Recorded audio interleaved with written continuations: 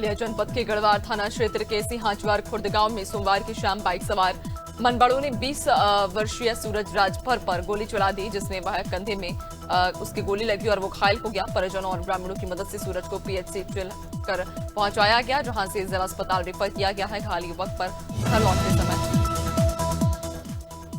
बिजनौर के नूरपुर में नकली गगन पान मसाला बनाने वाली फैक्ट्री का भांडाफोड़ हुआ।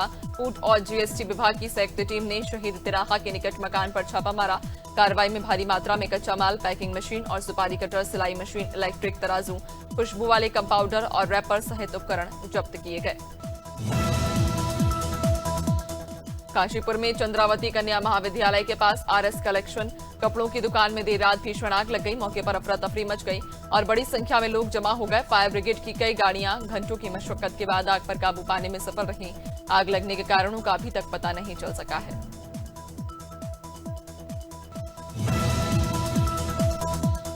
नर्मदापुरम की कृषि उपज मंडी के पास स्थित डबल लॉक गोदाम में यूरिया और डीएपी खाद वितरण के दौरान विवाद हो गया। तहसीलदार सरिता मालवीय के ड्राइवर और गुरुकृपा दाल मिल के एक कर्मचारी के बीच कहासुनी हुई, जिसमें ड्राइवर ने कर्मचारी को थप्पड़ मार दिया। दाल मिल कर्मचारी ने खुद को किसान बताया, जिससे वहां मौजूद अन्य किसान आक्रोशित हो गए। प्रतापगढ़ में 7 अक्टूबर 2025 को मिशन शक्ति फेज 5 के तहत महिलाओं की सशक्तिकरण और जागरूकता बढ़ाने के लिए पुलिस लाइन से विभिन्न गलियों में महिलाओं की दौड़ आयोजित की गई। कार्यक्रम में अपर पुलिस अधीक्षक पश्चिमी ब्रजनंदन राय और क्षेत्र अधिकारी सदर करिश्मा गुप्ता ने प्रतिभागियों का उत्साहवर्धन किया। सहारनपुर के थाना सरसावा क्षेत्र में देर शाम पुलिस और बदमाशों के बीच मुठभेड़ में 1 लाख के इनामी बदमाश इमरान पुत्र रज्जाक को एनकाउंटर में ढेर कर दिया गया। मुठभेड़ में थाना प्रभारी गागल केड़ी भी गोली लगने से घायल हो गए। इमरान पर कई जनपदों में दर्जनों मुकदमे थे और वह हाल ही में थाना गागल केड़ी क्षेत्र में मोटरसाइकिल लूटकर फरार हुआ था। सुहेलदेव भारतीय समाज पार्टी के जिला अध्यक्ष विनीत सिंह ने लगातार पार्टी का कुनबा बढ़ाया। सोमवार को सुल्तानपुर के जिला कार्यालय में बसपा सपा समेत अन्य दलों के सैकड़ों नेता और युवा भाजपा में शामिल हुए। इस मौके पर राष्ट्रीय सुहेलदेव सेना का गठन भी किया गया।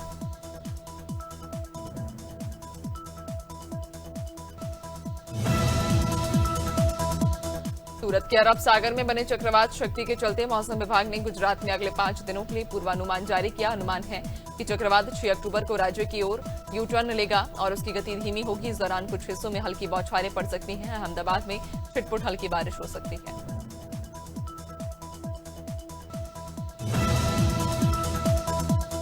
केदारबगढ़ स्थित नगर पंचायत थराली की वाहन पार्किंग में अनियमित रूप से मलबा डाले जाने को लेकर सामाजिक कार्यकर्ता प्रदीप चंद्र जोशी ने उप जिलाधिकारी थराली को पत्र दिया। जोशी ने कहा कि अगस्त की आपदा में पार्किंग भवन और शौचालय सुरक्षित थे, लेकिन अब इसे मलबा डंपिंग स्थल बना दिया गया है।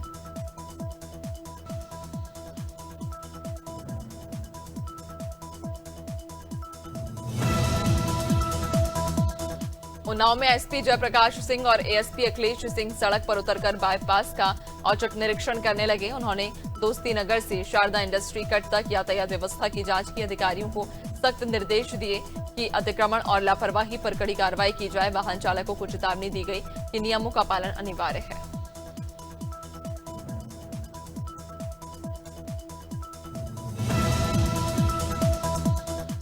उन्नाव के गंगा घाट कोतवाली क्षेत्र की एसवीएम गोपीनाथपुरम स्कूल वाली गली में एक सनसनीखेज वीडियो सामने आया। वीडियो में दिख रहा है कि कुछ युवक हार्डवेयर दुकान में काम करने वाले 3 युवकों पर लात-फूसे और लोहे की रॉड से हमला करते रहे। ये घटना मामूली गाड़ी चक्कर के बाद हुई। बताया जा रहा कि नशे में धुत लड़के, जिनमें से एक सतचम नामक। उन्नाव के औरास थाना क्षेत्र के मर्दनखेड़ा गांव में करण यादव पुत्र संतराम की बेरहमी से हत्या कर दी गई। घटना के समय करण अपने खेत की ओर जा रहे थे, तभी पड़ोसी गांव दल्लूखेड़ा के पप्पू और उसके 2 साथियों ने लाठियों से हमला कर दिया। करण के सिर और शरीर पर गंभीर चोट आई और वह मौके पर ही गिर गए। उन्नाव में ड्राइविंग लाइसेंस बनवाने की प्रक्रिया और सख्त हो गई है। अब लर्निंग या स्थायी डीएल के लिए आवेदन करने वाले हर व्यक्ति को अनिवार्य रूप से मेडिकल परीक्षण कराना होगा। इसमें आंखों की रोशनी, रंग पहचान, सुनने की क्षमता और हाथ पैरों की कार्यप्रणाली की जांच की जाती है। डॉक्टर की मंजूरी के बाद ही आवेदक को फॉर्म 1A मिलेगा। विदिशा के हमीदपुर गांव में मंदिर के पुजारी और उनके परिवार के सदस्यों पर कुछ दबंगों ने हमला किया। आरोप है कि दबंगों ने पुजारी के नाम की जमीन पर कब्जा करने के लिए षड्यंत्र पूर्वक मारपीट की। मामले को लेकर प्रांतीय पुजारी महासभा और युवा ब्राह्मण विकास परिषद ने ज्ञापन देकर आरोपियों पर सख्त कार्रवाई की मांग की।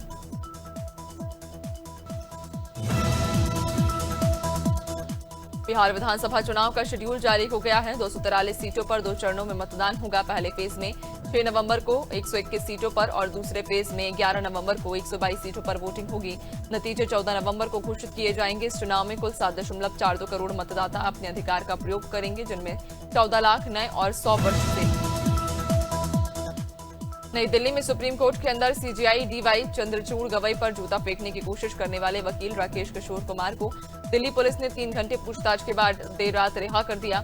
पुलिस ने बताया कि सुप्रीम कोर्ट प्रशासन की ओर से कोई औपचारिक शिकायत नहीं दी गई थी, जिसके चलते रिहाई हुई। पूछताछ सुप्रीम कोर्ट परिसर में ही सिक्योरिटी यूनिट और नई दिल्ली पुलिस अधिकारियों द्वारा की गई।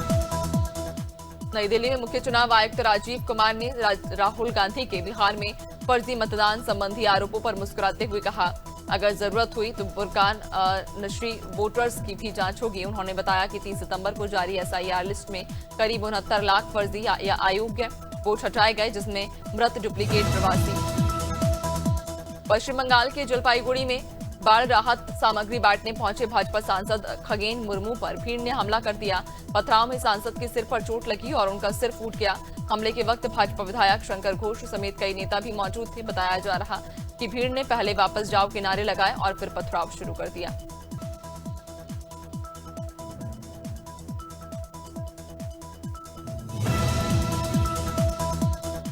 जयपुर के सवाई मानसिंह अस्पताल के ट्रॉमा सेंटर में आग लगने से जहां 8 मरीजों की मौत हुई, वहां लंबे समय से खतरे के संकेत मिल रहे थे। दीवारों में करंट फैलता था, छतों से पानी टपकता था और इलेक्ट्रिक वायरिंग भी में खामियां थी। ट्रॉमा सेंटर इंचार्ज ने इस बारे में दर्जनों बार शिकायत की थी, यहां तक कि 2 दिन पहले भी हादसे की आशंका जताई थी।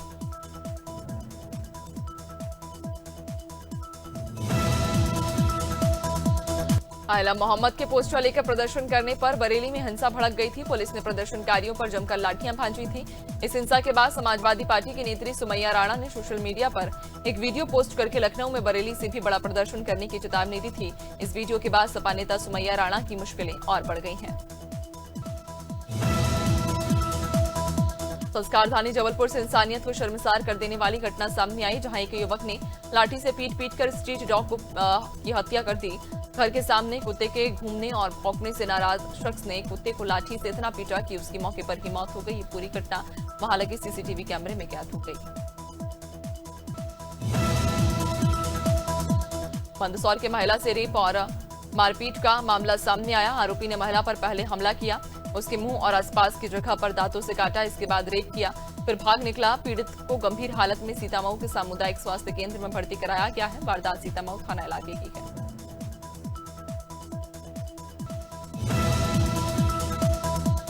नर्मदापुरम की कृषि उपज मंडी के पास स्थित डबल लॉक गोदाम में यूरिया और डीएपी खाद वितरण के दौरान विवाद हो गया।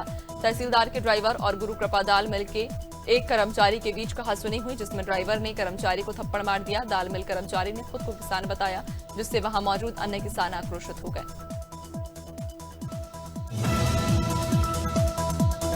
मुख्यमंत्री योगी आदित्यनाथ ने पद्म विभूषण पंडित छन्नूलाल मिश्र के आवास पर जाकर शोक संवेदना व्यक्त की। उन्होंने परिजनों से मिलकर उनके निधन को अपूर्णीय क्षति बताया और उन्हें श्रद्धांजलि दी। मुख्यमंत्री ने भारत की शास्त्रीय संगीत परंपरा में पंडित छन्नूलाल के योगदान को याद किया और कृतज्ञता व्यक्त की। इंदौर में ट्रांसपोर्ट संगठनों ने पुलिस प्रशासन द्वारा लगाए गए नो एंट्री मार्गों के विरोध में अनिश्चितकालीन बंद शुरू कर दिया है। Association of parcel transport truck operator और देवास नाका वेलफेयर एसोसिएशन ने संयुक्त रूप से ये बंद किया। संगठन ने 5 मांगे रखी हैं, जिनमें पालदा नवलखा मार्ग पर नो एंट्री में छूट और ट्रकों की कतारबद्ध व्यवस्था शामिल है। इंदौर के कनाडिया थाना पुलिस ने अंतर्राज्यीय चोर गिरोह के सदस्य रमेश को राजस्थान से गिरफ्तार किया। आरोपी से पूछताछ में कई चौंकाने वाले खुलासे हुए। आरोपी के पास से 36 लाख रुपए के जेवरात और नकदी बरामद हुई। वहीं उसका साथी परमिंदर फरार है, जिस पर 10,000 का इनाम घोषित किया गया है।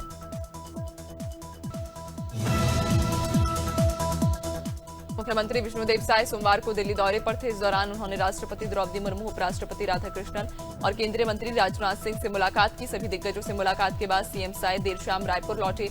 एयरपोर्ट पर मीडिया से चर्चा में बताया कि राष्ट्रपति से मुलाकात कर जनजातीय दिवस में शामिल होने के लिए निमंत्रण दिया है। छत्तीसगढ़ के कोरबा में हुई बारिश लोगों के लिए आफत बन गई है। जिले के कनवेरी सर्वमंगला मार्ग पर जोड़ा पुल के पास तेज बारिश के चलते डंपिंग की मिट्टी मलबे के रूप में सड़क पर आ गई, जिसमें दर्जनों वाहन फंस गए, जिससे राहगीरों को काफी मुश्किलों का सामना करना पड़ा।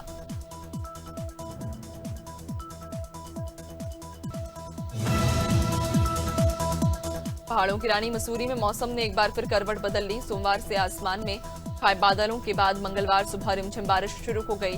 बारिश के कारण तापमान में अचानक गिरावट दर्ज की गई, जिससे ठिठुरन बढ़ गई। अक्टूबर के पहले सप्ताह में पड़ी इस ठंड ने सैलानियों और स्थानीय लोगों को चौंका दिया। सबसे ज्यादा असर स्कूली बच्चों पर पड़ा।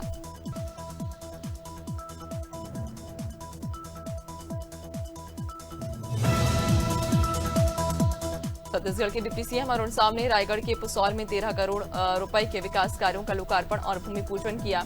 इस मौके पर प्रदेश के वित्त मंत्री और रायगढ़ विधायक ओपी चौधरी, महापौर, सभापति और भाजपा के कई अन्य पदाधिकारी मौजूद थे। डिप्टी सीएम ने नगर निगम क्षेत्र के लिए 7 कार्यों का शिलान्यास किया।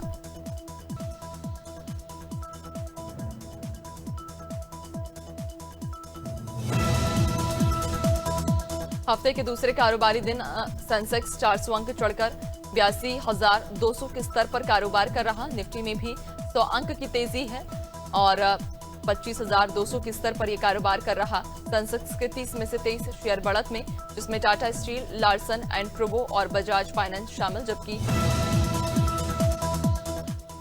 दक्षिण कोरिया की कंपनी एलजी की भारतीय unit LG electronics India limited का आईपीओ 7 अक्टूबर से शुरू हो गया है और निवेशक इसमें 9 अक्टूबर तक बोली लगा सकते हैं। रिटेल निवेशक इस इश्यू में न्यूनतम 14,820 से निवेश कर सकते हैं। आईपीओ में कंपनी के मौजूदा निवेशक 10.18 करोड़ शेयर्स बेच रहे हैं। सोने चांदी के दाम ऑल टाइम हाई पर पहुंच गए हैं। India Boolean and jeweller association के अनुसार 10 ग्राम 24 कैरेट सोना 2,295 रुपए बढ़कर 1,19,249 हो गया। इस साल सोने के दाम में कुल 43,000 का इजाफा हुआ। वहीं चांदी की कीमत भी 3,223 रुपए बढ़कर 1,48,000 रुपए प्रति किलो हो गई।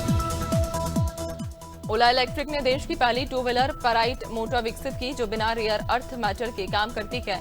इस मोटर को सरकार की मंजूरी भी मिल चुकी है। भारत में इलेक्ट्रिकल व्हीकल मोटर का उत्पादन पहले चीन पर निर्भर था, क्योंकि चीन रेयर अर्थ मेटल का बड़ा स्रोत है। नई पेराइट मोटर से चीन पर निर्भरता कम होगी।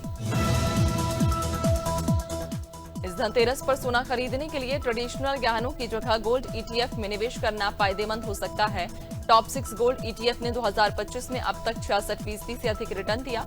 गोल्ड ईटीएफ्स में निवेश करना आसान है और इन्हें डिजिटल प्लेटफॉर्म के जरिए शुरू किया जा सकता है। छोटे निवेश से भी शुरुआत की जा सकती है।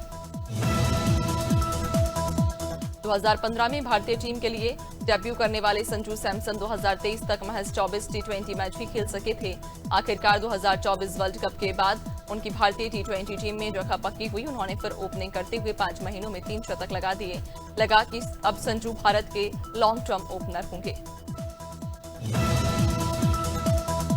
विमेंस वर्ल्ड कप में 4 बार की चैंपियन इंग्लैंड का सामना लीग स्टेज में बांग्लादेश से होगा। मुकाबला गुवाहाटी के बरसापारा क्रिकेट स्टेडियम में दोपहर 3 बजे से खेला जाएगा, जबकि टॉस 2:30 बजे होगा। दोनों टीमें वनडे फॉर्मेट में दूसरी बार आमने सामने होंगी। इससे पहले 2022 वर्ल्ड कप में इंग्लैंड ने ऑस्ट्रेलिया ने भारत के खिलाफ होने वाली वनडे सीरीज के लिए अपनी टीम का ऐलान कर दिया। टीम ने स्टार बल्लेबाज मार्नस लाबुशेन को बाहर किया, जबकि उनके क्वींसलैंड साथी मैट रेनशा को पहली बार टीम में शामिल किया गया। मिशेल स्टार्क भी वनडे में लौट रहे हैं। भारत इस महीने ऑस्ट्रेलिया दौरे पर 3 वनडे और 5 टी20 मैच खेलेगा।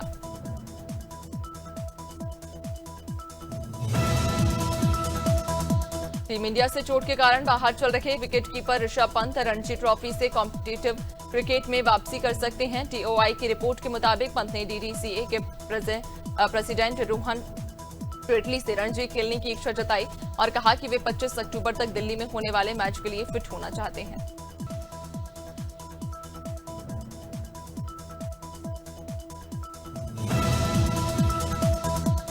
इंटरनेशनल क्रिकेट काउंसिल ने पाकिस्तानी बल्लेबाज सिद्रा अमीन को एक डिमेरिट पॉइंट और फटकार दी। ये कार्रवाई उस समय हुई जब सिद्रा भारत के खिलाफ मैच में आउट होने के बाद अपने बैट को क्रीज पर पटकती नजर आई थी। आईसीसी ने बताया कि सिद्रा आईसीसी आचार संहिता के आर्टिकल 2.0 का उल्लंघन कर चुकी हैं।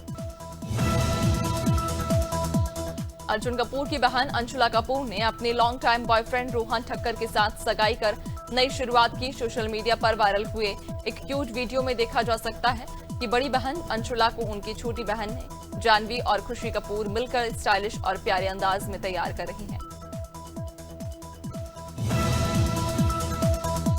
बॉलीवुड की ग्लैम डॉल नूरा फतेही एक बार फिर अपने स्टाइल से सबका दिल जीतती नजर आई।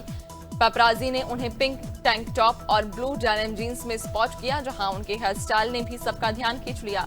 नौरा का ये लुक सादगी में भी एलिगेंस झलकाता है। उनका कॉन्फिडेंस और फैशन सेंस हमेशा की तरह ऑन पॉइंट रहा। कॉमेडी क्वीन भारती सिंह ने फैंस के साथ अपनी दूसरी प्रेगनेंसी की खुशखबरी साझा की है। उन्होंने पति हर्ष लिम्बाचिया के साथ एक प्यारी तस्वीर शेयर की, जिसमें वह बेबी बम्प फ्लॉन्ट करती नजर आ रही। फैंस और सेलेब्स लगातार उन्हें बधाइयां दे रहे। भारती और हर्ष की ये जोड़ी पहले से ही एक बेटे के माता पिता हैं और अब फिर से पेरेंट्स बनने जा रहे हैं।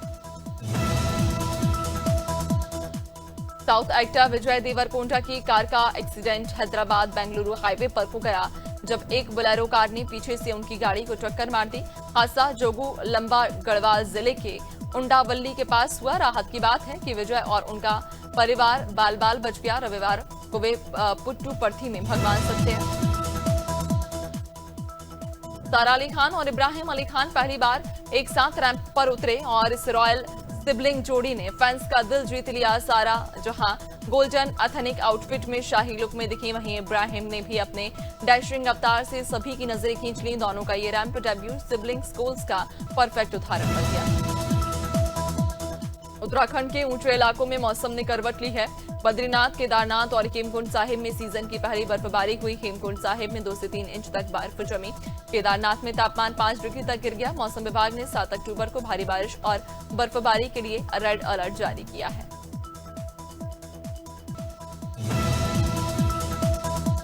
हरियाणा में पश्चिमी विक्षोभ के असर से 17 जिलों में बारिश का येलो अलर्ट जारी किया गया। बीते 2 दिनों में बादलों और बारिश के कारण तापमान गिर गया। अकेले हिसार में पारा 12 डिग्री सेल्सियस तक नीचे आ गया। नारनौल में भूस्खलन के कारण बिजली भी गुल रही। मौसम विशेषज्ञों के अनुसार बुधवार से प्रदेश में ठंड और बढ़ सकती है। हिमाचल प्रदेश के कई जिले किन्नौर, शिमला, कुल्लू, चंबा और लाहौल स्पीति में बीते 24 घंटे में बारिश और बर्फबारी हुई। अर्ली स्नोफॉल से पहाड़ों में अक्टूबर के पहले सप्ताह में ही दिसंबर जैसी ठंड पड़ गई। प्रदेश का औसत अधिकतम तापमान नॉर्मल से 11.5 डिग्री कम और बीते 24 घंटे में 8.6 डिग्री नीचे रहा। पंजाब में वेस्टर्न डिस्टर्बेंस के सक्रिय होने से सोमवार को हुई बारिश के बाद तापमान में 24 घंटे में 8.1 डिग्री की गिरावट दर्ज की गई। राज्य का अधिकतम तापमान सामान्य से 9 डिग्री कम होकर फरीदकोट में 28.1 डिग्री सेल्सियस रहा। विशेष रूप से लुधियाना और जालंधर में सुबह से बारिश जारी है।